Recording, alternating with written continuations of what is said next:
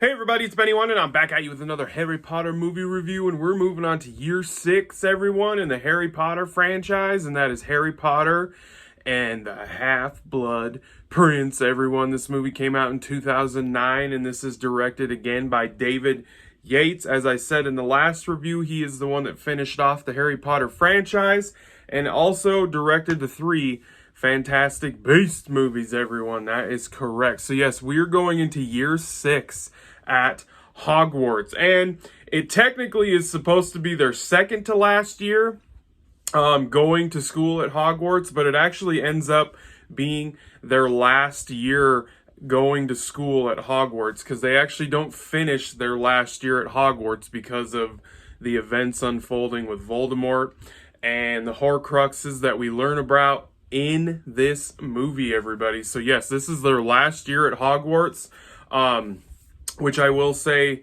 is a part that I enjoy about the movie. It's, if you've been watching these reviews, it's a thing that I've actually enjoyed a lot about these movies, is the school stuff. The school setting with the seasons and just everything they do in a lot of these movies every year with the seasons that change, and it's just always one of my favorite things about these Harry Potter movies. So, yes, the Half-Blood Prince starts out with some Death Eaters attacking the Muggle world, everyone. That's right. They destroy a bridge, and then they go into Ollivander's wand shop and kidnap him and destroy his shop. Like, destroy his shop.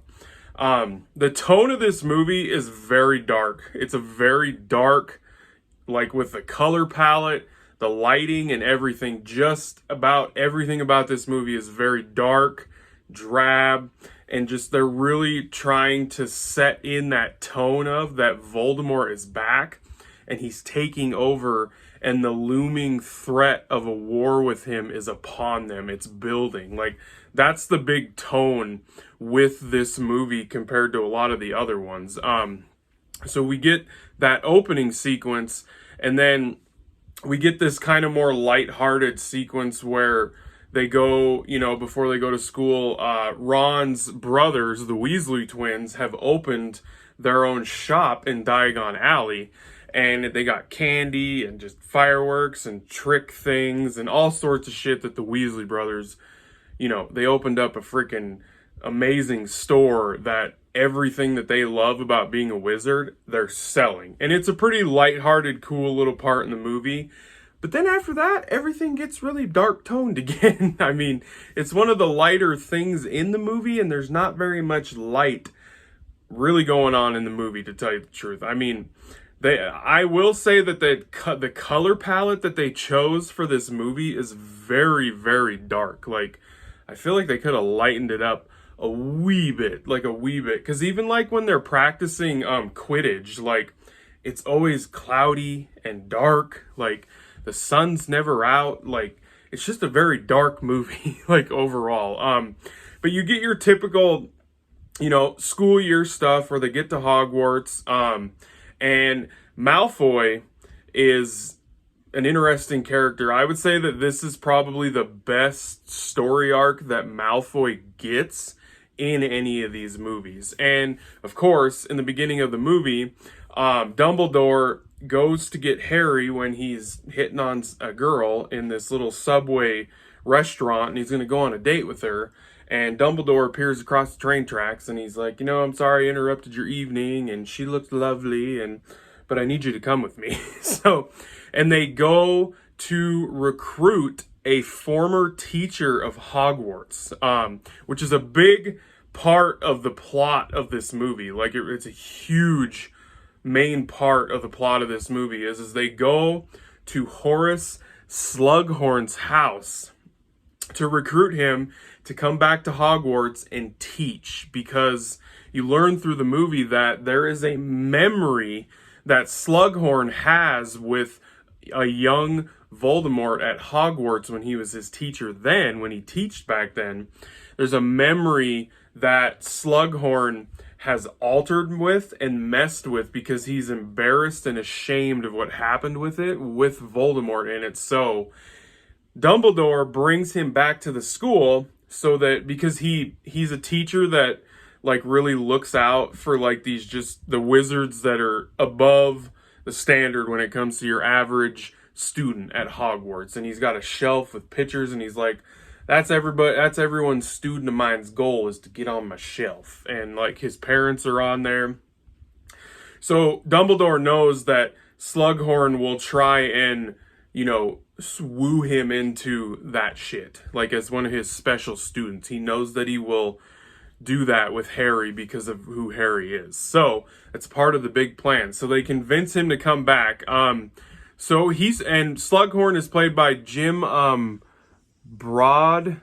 I can't say his last name, I'm sorry, but he's a great addition. He's a kooky ass teacher and everything. There's some pretty interesting scenes with him and Harry, actually, especially when Harry wins this liquid luck stuff in the potions class that Slughorn teaches, because Harry gets a hold of, which is the title, which I find interesting. The title of this movie doesn't really have very much to do with the story at all. I've found that kind of interesting with the movie, at least. But Slughorn teaches this potions class, and Ron and Harry show up to it late. And there's only 2 books left. There's a brand new one and an old clunky looking one. And Ron and Harry kind of have this little scuffle over it and smack each other after they get the books. But Harry gets the old one, but that book belonged to the Half-Blood Prince, and it's filled with spells and all sorts of tricks and stuff on how to do things. Like in this potions class, they are tasked with making this potion that would basically kill you with a drop. And Harry makes it perfectly because the Half-Blood Prince literally wrote in and scratched out how you actually really should be doing this and making it. So he wins the liquid luck, and there's some pretty funny shit with the liquid luck thing. Like there's a Quidditch match where Ron becomes the goalkeeper position, and he makes Ron think in their first game that he drank some of that liquid luck, and he plays out of his mind. In Hermione's like, how dare you guys? Don't do it. Like, but then after the match is over and they won and they're celebrating, you know, in the Gryffindor common room or whatever, he's like, he shows it to her and she's like, you didn't even put it in. And he's like, yeah, he just needed a little pep up, you know? But Harry does eventually use the liquid luck to get what he needs out of Slughorn, but when he first drinks it, he's just like, I feel great, brilliant. And he's like, I'm gonna go for a walk, I'm gonna go to Hagrid's. And they're like, why are you going to Hagrid's? Like, he's like, I just have a good feeling about Hagrid's tonight, like it's the place to be. And Slughorn is obviously involved with that, and there's just a really funny interaction with Slughorn and Hagrid. They're drinking and they're both drunk, and Harry's just sitting there smiling, sitting on a chair that's too big for him. And he does eventually get the information from him. And this is another thing I like about this movie is the memories thing. I can't remember what that little flat bowl thing is where they put their faces in to look at past memories. I love the style and the visuals that they do with that. I think it's really, really cool. And we get this really cool flashback memory sequence where Dumbledore first met Tom Riddle when he was in this like boarding home place, and they brought him in there because they knew that there was something off about him and he was doing things that weren't normal. And you could tell right away when Dumbledore met him, you could tell that there was something off about that kid. Like it was an interesting, intense, creepy vibe sequence that they set. And like Tom Riddle has a bunch of stuff that he's stolen in his little closet thing, and Dumbledore sets it on fire and it starts shaking and shit. And he tells Tom, you know, at Hogwarts, this kind of stuff is not allowed and we will teach you how to use your abilities. And he tells Harry after the vision's done that, like, because Harry's like, did you know, sir, at the time? And he's like, no, I did not know that I had just met the most powerful dark wizard ever at the time. Because I imagine if he did, he probably would have killed him or something, I imagine. I don't know. But yeah, just really cool stylized with those kinds of sequences and stuff like that. I will say that as good as this movie, it's a good movie. It's a good Harry Potter movie, but it does not have a lot of fast-paced action stuff in it at all. There's a few little sequences, like when Harry and Draco have this little wizard fight in the bathroom. Holy shit. And like Harry literally does the Septum Sanctum spell on him that he learns from the Half-Blood Prince book, and he pretty much, like, Draco gonna die. Because the thing is Snape, this is the movie that Snape gets turned into a villain, or what you think he is a villain. He's a part of Voldemort's army. He's been undercover the whole time. He's charged with protecting Draco. He makes the unbreakable bond protection thingy with Draco's mom. He has to protect him and help him with his mission because Draco is tasked with killing Dumbledore in this movie, and he tries a bunch of different things to kill him. Like, he tries this cursed necklace thing that is a creepy sequence with one of the students when they're walking back from Hogsmeade, and like, it's creepy. He tries to poison him at one point. Like, he tries so many different things to kill him, but then he actually eventually gets to the point where he's going to kill him with the wand, and of course he doesn't end up doing it. But yeah, this bathroom scene, Snape comes in after Harry hit him with the spell, and he's bleeding out, man. And Snape and Harry just kind of backs out of there like, holy shit, what did I just do? And Snape saves him and everything. So they really make you think Snape's on the line of like, what is the hell is going on with Snape? But then by the end of the movie, Snape was the one that killed Dumbledore. Because you will learn eventually why. But yes, Snape killed Dumbledore, and it was a very heartfelt. I remember going to the midnight showing of this movie. Man, everybody was teared up in the movie when this happened, even though a lot of people probably knew it was happening because of the book. But yeah, very sad moment, very emotional stuff. Like, the movie is left off on a very just dark, dim, like, premise and where the story is going. Like, it's super dark. This movie's a very dark movie. And pretty slow paced for the most part, but I still think it's a good movie.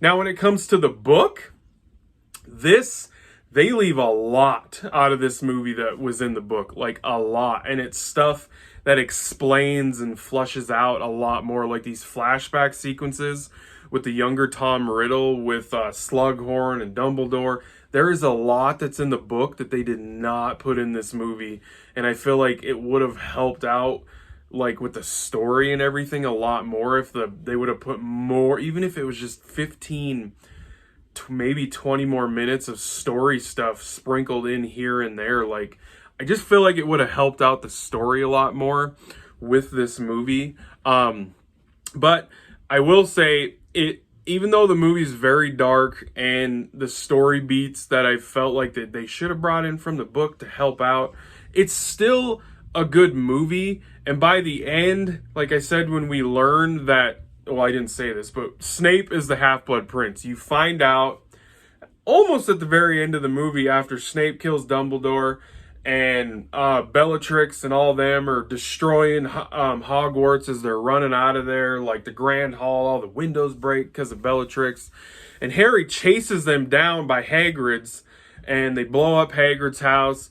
And Snape turns around and freaking hits him with a spell. And he's like, how dare you use my spells against me? And he's like, yes, I am the Half-Blood Prince.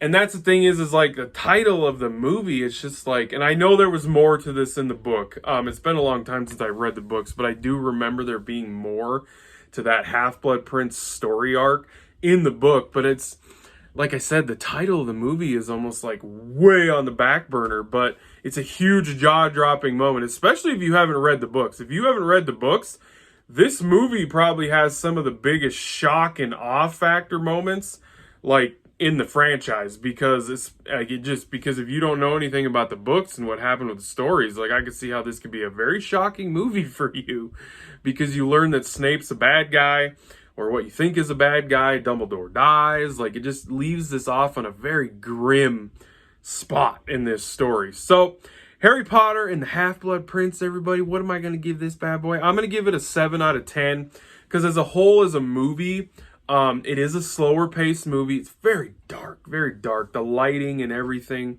And the book story, like the stuff that was left in the book that they didn't use, I feel like it would have helped out with the story arc overall. So yeah, guys, a 7 out of 10 for Harry Potter and the Half-Blood Prince, everyone.